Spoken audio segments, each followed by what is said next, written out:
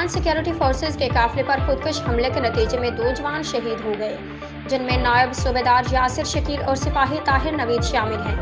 तफसीलात के मुताबिक पाकिस्तानी फौज के शोबे ताल्लुकात आमा ISPR की जानिब से बयान में कहा गया है कि डेरा इस्माइल खान में सिक्योरिटी फोर्सेज के काफिले पर खुदकुश हमले हुआ। खुदकुश बमबार ने सिक्योरिटी फोर्सेज के काफिले से अपनी गाड़ी टकरा दी और खुद को धमाके से उड़ा लिया।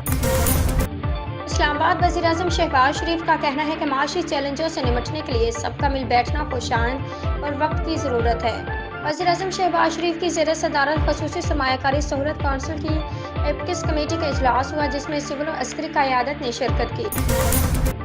जर्मन चांसलर का कहना है कि यूरोपीय यूनियन को रूसी असास से इस्तेमाल करने का फैसला करना चाहिए। जर्मन चांसलर ओलाफ शोल्ज का कहना है कि यूरोपीय यूनियन के ममालिक को रूस के मनजमद असासों से हासिल होने वाले मुनाफा को यूक्रेन के लिए हथियार और गोला बारूद खरीदने के लिए इस्तेमाल करने का फैसला करना चाहिए।